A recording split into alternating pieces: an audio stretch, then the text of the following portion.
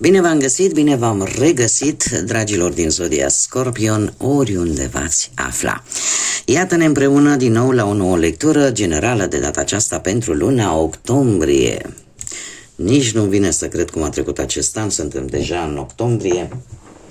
Așa că, dragilor, toți cei care aveți Soarele, Luna, Venus, Ascendentul sau oricare alt aspect astral important pentru voi din harta voastră natală și care are legătură cu Zodia Scorpion, această lectură este de asemenea și pentru voi.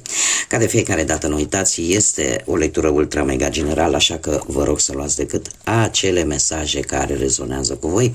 Restul lăsați-le să zboare în univers, pentru că sigur sunt pentru alte energii care într-o mai mică sau mai mare măsură au legătură cu Zodia Scorpion. Și cum bine știți, cei care sunteți abonați de destul de vreme pe acest canal, am scos câte o carte din Oracolul Frunzelor de Ceai, tocmai pentru a vedea pe ansamblu așa cu ce vine fiecare săptămână sau care ar fi aspectele cele mai importante ale acestei luni octombrie. Dar înainte de a trece la lectura acestor cărți, trebuie și am luat, așa m-am gândit eu că e benefic și de știut să vedem cu ce vine octombrie din punct de vedere astrologic pentru voi, dragilor, așa, o vedere generală, după care să vedem cum vă afectează și pe voi în mod direct. Și trebuie să vă spun că octombrie este un pic mai blând, dar zice, nu neapărat că, cred că mai degrabă din cauza apare această blândețe, pentru că energia este una foarte intensă, dar cumva nu este foarte ostilă, cum a fost, de exemplu, septembrie, care a fost o lună destul de agitată, cu evenimente destul de importante din punct de vedere astrologic, da, cu eclipsele, atât de lună cât și de soare. Octombrie nu se poate lăuda neapărat cu evenimente astrologice wow, dar asta nu înseamnă că, cum am mai spus, nu vine cu o energie foarte intensă. De ce? Pentru că încă de la începutul lui octombrie avem o lună plină în Berbec, care ne îndeamnă oarecum, vrei să începi ceva nou, vrei să-ți exprimi opiniile, vrei să-ți exprimi părerile, fă-o într-un mod inteligent, acționează într-un mod inteligent. De asemenea, mai avem un Venus în balanță, care cumva ne îndeamnă încă de pe la prima săptămână a lui octombrie să fim un pic mai atenți la aspectul nostru estetic, la aspectul nostru fizic, la relațiile noastre, fie ele sentimentale, fie intersociale, da, între oameni. Oarecum acest Venus în balanță înlesnește încheierea de acorduri mult mai armonioase, mult mai echilibrate.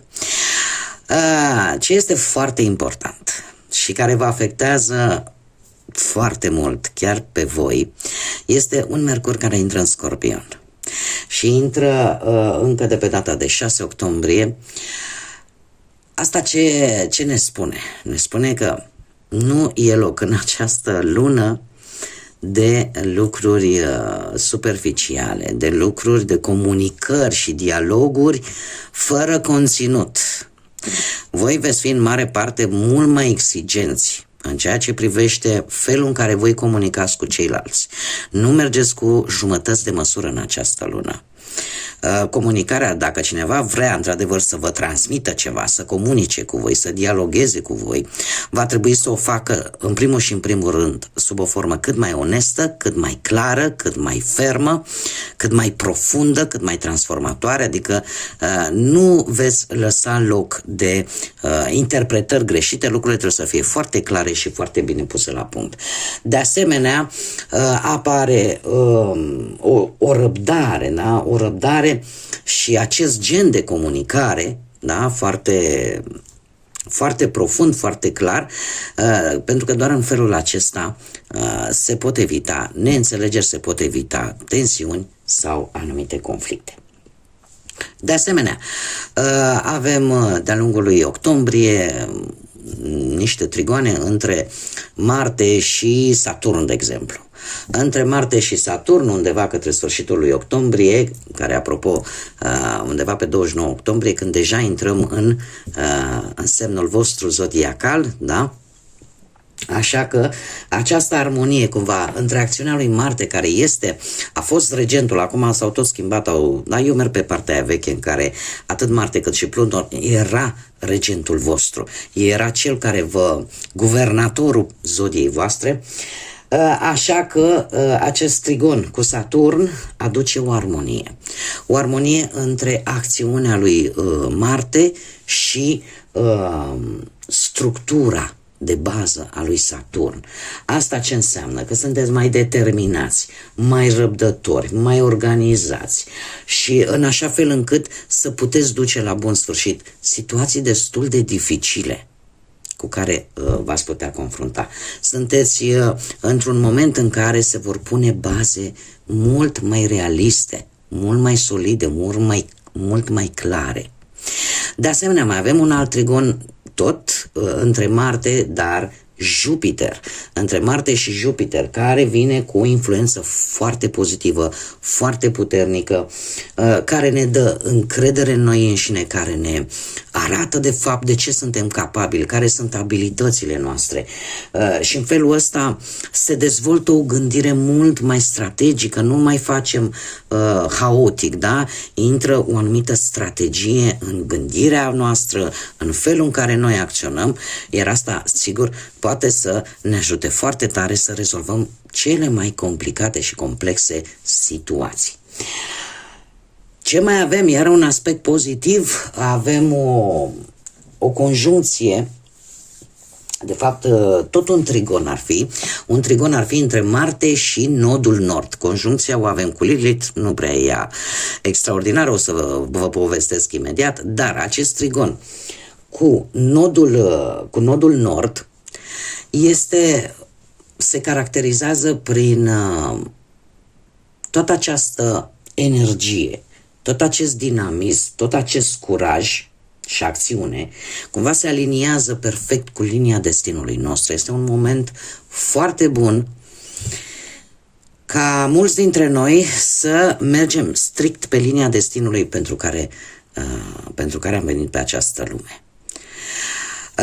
Acum că tot vorbeam de această conjuncție a lui Marte cu Lilith, undeva pe la jumătatea lui octombrie, trebuie să vă spun că vor veni momente în care la propriu ne va veni să scoatem tot ceea ce am strâns până în prezent.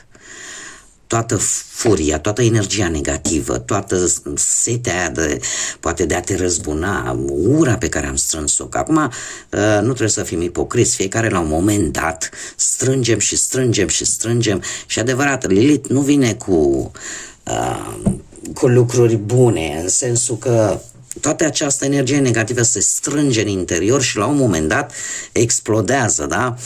Dă pe din afară. Mare atenție începând cu a doua jumătate a lui octombrie, în ce condiții faceți acest lucru, pentru că octombrie în sine, cu toate aceste aspecte astrale, de fapt îți spune, știi, e energie intensă, dar fă-o inteligent. Da? Dar într-adevăr vor fi momente în care, în special zodia voastră, va simți nevoia efectiv să dea pe din afară.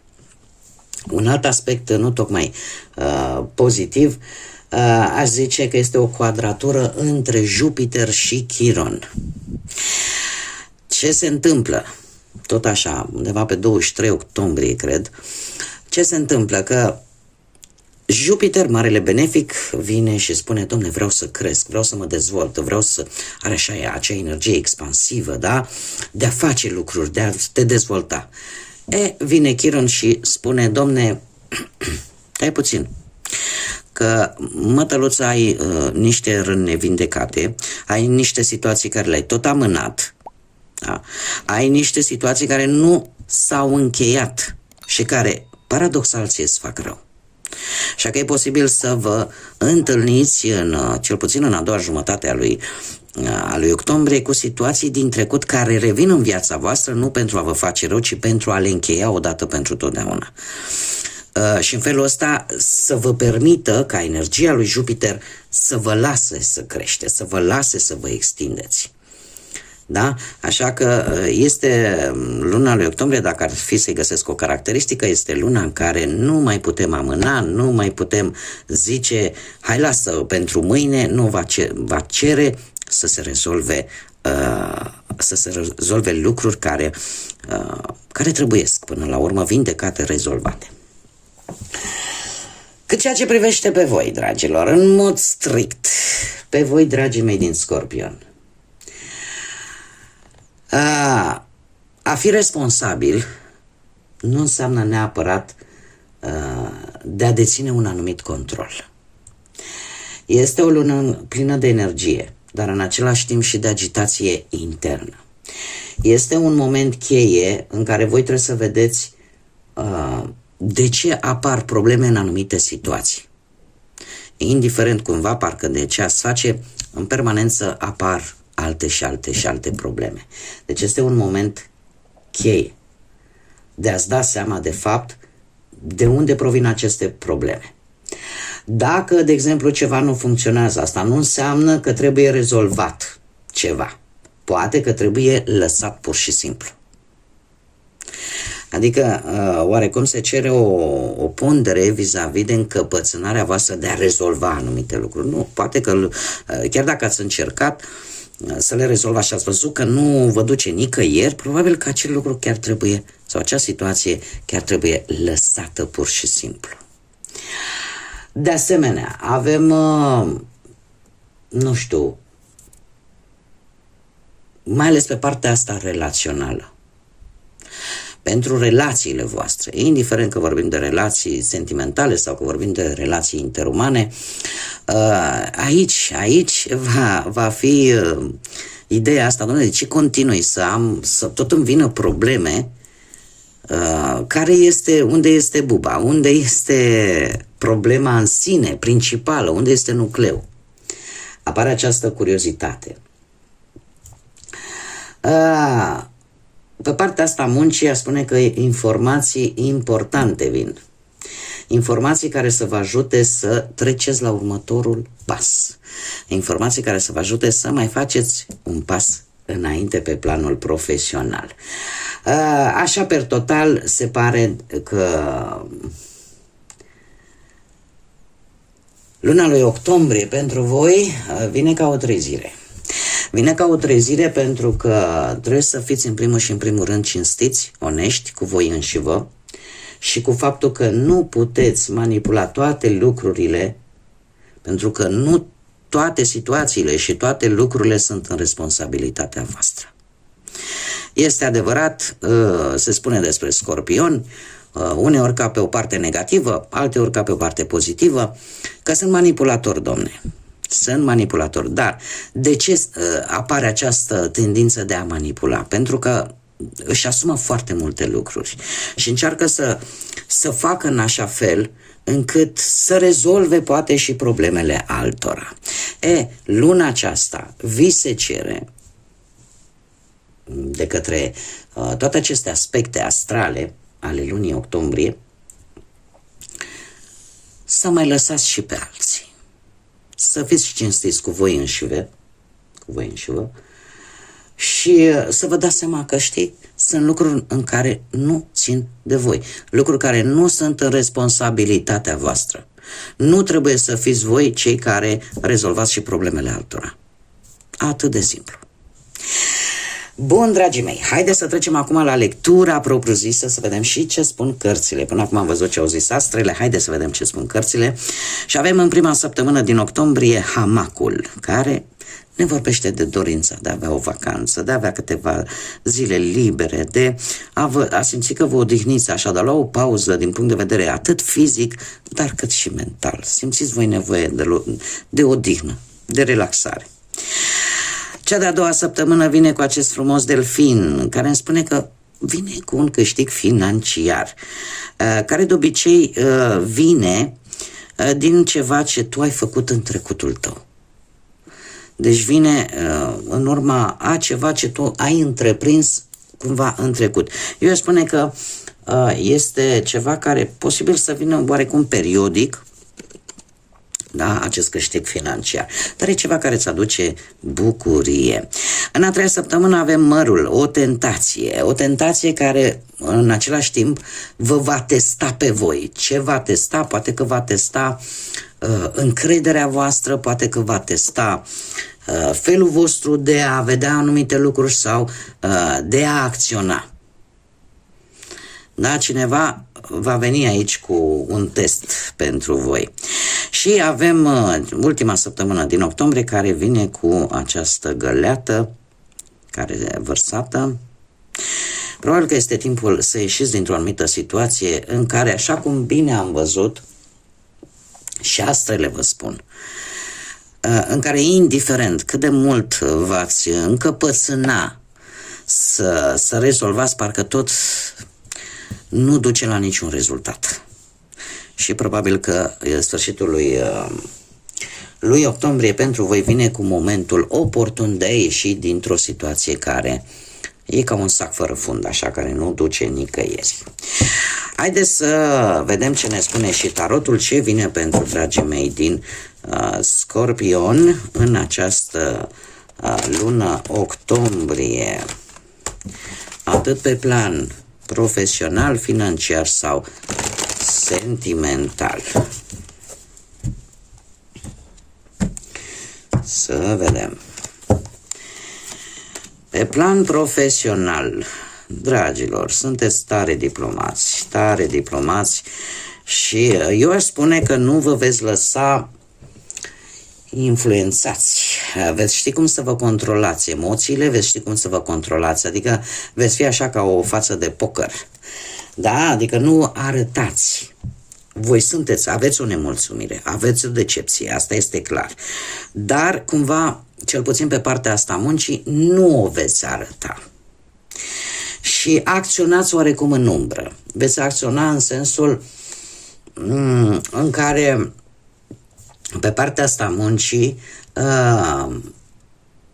în încercarea voastră de a rezolva o anumită situație, ori renunțați brusc la respectiva situație, ori pur și simplu într-un fel sau altul veți încerca rezolvarea ei, dar fără să faceți foarte multă vâlvă. De ce? Pentru că există aici ceva care vă nemulțumește în domeniul ăsta al muncii. Regele de cupe foarte bine vă poate reprezenta pe voi sau alte zodii de apă, rac sau pești. Și avem aici și ceva zodii de pământ, Taur, Fecioară sau Capricorn. Totuși, acest rege de cupe, așa cum am mai spus, ne vorbește de decizii. Decizii care vor fi foarte echilibrate, decizii care vor fi diplomate și care, mai ales pentru cei care aveți propria afacere, da? Sau sunteți asociați, sunteți foarte diplomați, destul de toleranți și indiferent ce conflicte ar putea apărea, voi aveți acea capacitate să le rezolvați. Cum am mai spus, acest top de cupe vine într-adevăr cu o anumită decepție, parcă lucrurile nu sunt fix așa cum vă doreați voi, dar cumva veți acționa, așa cum am mai spus, în liniște, fără, poate pentru că nu vreți să distrugeți ceva sau poate că vreți să vă simțiți voi mai în siguranță, dar veți încerca să rezolvați. Dacă se va putea acest lucru, o veți rezolva, dacă nu, pur și simplu veți renunța într-o modalitate foarte bruscă. Pentru cei care poate aveți, nu știu, vreun ascendent într-o zodie de pământ, Taur, Fecioară sau Capricorn, aș spune că sunteți în faza în care vreți să progresați în această lună, pe planul ăsta al muncii. Cumva sunt mari șanse pentru cei care căutați un job să-l găsiți, dar ajutați de o persoană poate mai în vârstă. Cumva sunteți foarte subtili în această lună, dragilor, cel puțin pe planul ăsta profesional. Nu dați din casă, sunteți, chiar dacă sunteți nemulțumiți, țineți pentru voi, dar acționați în umbră, ca să zic așa. Sunt lucruri pe care le faceți fără să știe nimeni. Și de ce? Pentru că voi vreți siguranță. Voi vreți siguranță în primul și în primul rând pentru voi. Și asta vă poate ajuta să progresați, să aveți posibile avansări, să primiți, cum să spun eu, sprijin, da, din partea unei energii importante pe planul ăsta profesional. Haideți să vedem cu banii.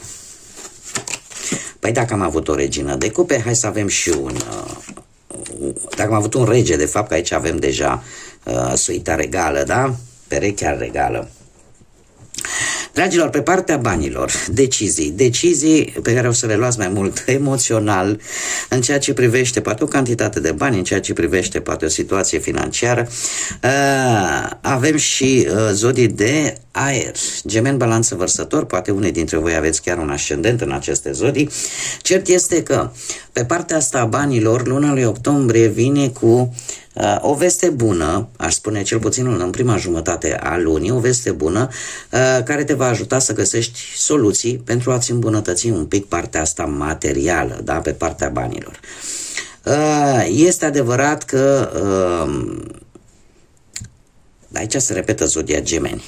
Am uitat să spun, deci aici avem zodii de aer, Gemeni, Balanță, Vărsător și aici avem încă o dată zodia Gemeni. E posibil ca să aveți parte în această lună de un beneficiu temporar. Un beneficiu temporar poate să vină o singură dată sau pe o perioadă limitată de timp, dar este un câștig neprevăzut. Cam asta ar fi vestea bună. Da? Un câștig, că nu e el mare, este binevenit. Și unde mare atenție. Aveți grijă la comunicare. Da? Cum bine am văzut, avem un Mercur în Scorpion, în zodia voastră, care cere o comunicare clară pentru a beneficia de acest câștig financiar. Avem, desigur, și această regină de spade care vine cu inteligență. Acționați inteligent în această lună octombrie în ceea ce privește banii, nu dați, nu cheltuiți impulsiv, păstrați-vă rațiunea. E posibil, dacă nu aveți nicio legătură cu semnele de aer în harta voastră astrală, e posibil ca cineva care să aibă legătură cu Gemeni, Balanță, Vărsător, să joace un rol important din punct de vedere financiar pentru voi până la sfârșitul lui octombrie. Mergem mai departe. Haideți să vedem cum stați cu viața sentimentală pentru cei care sunteți deja, formați deja un cuplu, o pereche. Dragilor, aici e... Hei, foarte interesant e. Foarte interesant e.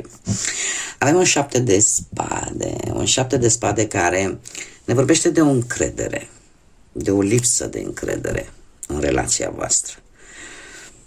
Poate că unii dintre voi, dar știți cum e, că Scorpionul are și această caracteristică de care mulți fug. Voi profundizați foarte mult situațiile.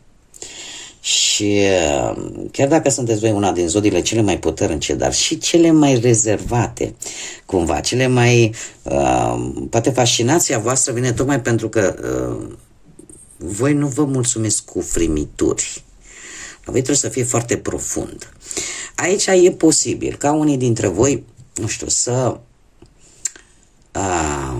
vă așteptați la lucruri destul de rele, ca să zic așa, în relația voastră. De ce? Aveți senzația că ceva vi se ascunde. Aveți senzația că ceva nu se spune.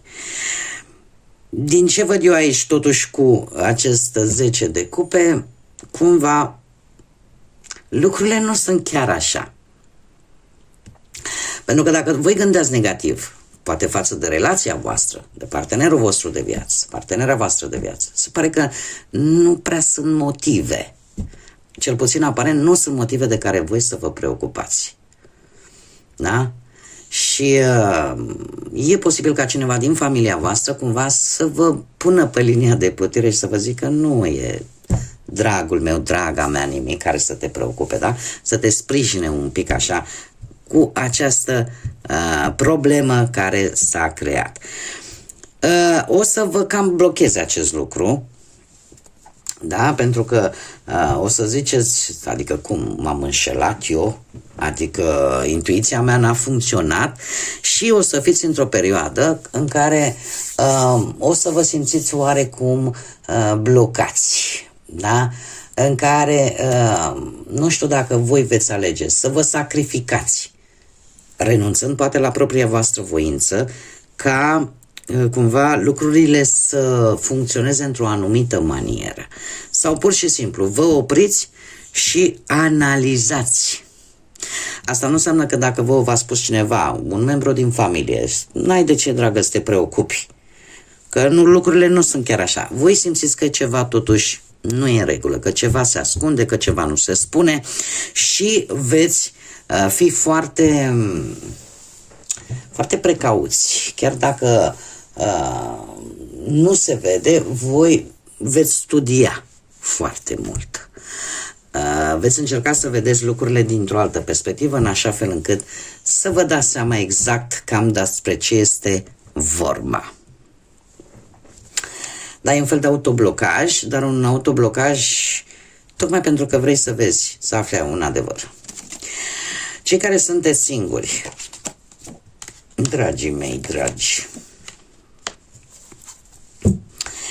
cei care sunteți singuri, voi tocmai ce ați avut parte de o decepție într-un interval de timp foarte scurt sau relativ foarte scurt, se pare că ori banii au intervenit, ori pur și simplu cineva din familie, cineva care, nu știu, ori că ați avut parte de cineva cu bani, cineva pentru care banii au fost poate mai importanți, posibil și acest lucru, dar, per general, luna lui octombrie, pentru voi, dragilor, cu acest 10 de monede îmi spune că orică apare cineva, posibil cu o situație materială destul de bună, dar care cumva este moștenită. Da? Nu știu, poate să fie dintr-o familie cu renume. Cert este că după această decepție, pe o perioadă care s-a întâmplat în scurt, ca să zic așa, cineva care pe voi v-a decepționat, e posibil să vină și cineva care, din câte văd eu aici, cu 9 de cupe, este cineva nou. Este cineva nou care sunt mari șanse să vă aducă o anumită stabilitate și chiar un progres. Cel puțin pe planul ăsta, atât material cât și sentimental. Nu știu, cred că probabil la un eveniment social, dar este cineva nou, care să, într-un fel sau altul, parcă e ca o lovitură așa de noroc, aș zice, care vine către voi și va aduce acest echilibru în viața voastră. Haideți să vedem literele inițiale de nume, prenume, pseudonim sau porecle de persoane cu care voi veți interacționa sau care vor avea o anumită importanță pentru voi în această lună octombrie. Avem pentru început litera Y. Să vedem. Avem litera N, litera S, litera Q, litera E, litera Z, litera W și litera O. Ca și zodii, în afară de cele menționate, ia să vedem dacă se mențin. Avem zodii de foc, berbec, leu, săgetător, ceva zodii cam în mod egal, zodii de aer, gemeni, balanță, vărsător și de apă, rac, pești, scorpion. Mergem mai departe și haideți să vedem care este surpriza lunii octombrie pentru dragii mei din Scorpion. Care este surpriza? Surpriza este legată de cifra 2, Cifra 2, ceva interesant, ceva important care se va întâmpla progresiv în 2 zile sau în 2 săptămâni sau poate chiar pe 2 octombrie, unde voi veți începe să vedeți un progres. Cumva lucrurile vor merge așa în linie dreaptă. Haideți să vedem acum ce ne spune Universul. Ce mesaj are pentru voi, dragilor, din Scorpion? Ia să vedem. Și spune așa că într-o zi, când te vei aștepta mai puțin,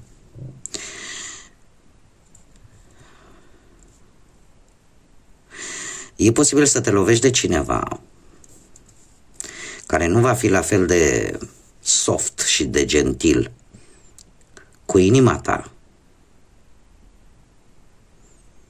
iar tu vei continua să fii bucuros, bucuroasă că ai ținut-o deschisă. Vei continua să fii atât de încântat, încântată, încât vei alege să crezi că merită mai mult. De fapt, cred că, nu știu dacă am putut eu, stați un pic, că nu vreau să greșesc, nu știu dacă am putut eu tocmai traducerea corectă, mai reiau încă o dată. Deci, într-o zi, atunci când te vei aștepta mai puțin, te vei lovi de cineva care va fi atât de drăguț, atât de gentil, gentilă cu inima ta, încât tu te vei bucura și îți vei ține inima deschisă. Vei fi atât de bucuros, atât de încântat, încântată, încât vei alege să crezi că acea persoană merită mai mult.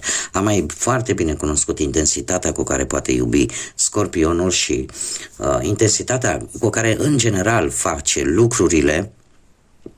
Este, eu cred, un mesaj binevenit pentru acei dintre voi care poate v-ați închis sufletul, v-ați închis inima în ideea poate de a vă proteja și de a nu lăsa pe alții să vă mai rănească. Doar că, așa cum e bine știut, nu toți suntem la fel, nu există numai persoane rele, există și, suntem și oameni buni, da? La fel ca orice pădure care are și ea uscăturile ei, cam așa suntem și noi oamenii. Nu vă închideți sufletele, nu vă închideți inimile, învățați din experiențele prin care treceți, indiferent cât de grele ar fi ele, și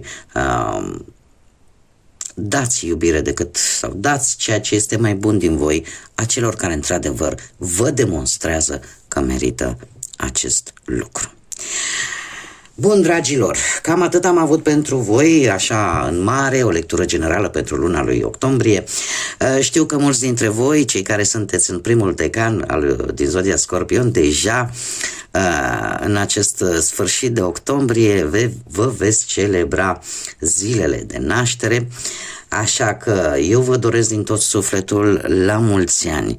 Vă doresc să aveți multă energie pozitivă, să aveți parte și de lucruri frumoase în viața voastră, care să vă ridice moralul, care să vă urce vibrația și să vă dea acea putere să luptați și să mergeți înainte, cu indiferent ce situații ar putea apărea în viața voastră. Așa că, dragilor, numai bine, la mulți ani, sănătate, lumină în suflete și în gânduri. Până data viitoare, când ne vom reîntâlni la o nouă lectură, tot binele din lume și, desigur, să fiți iubiți, dragilor!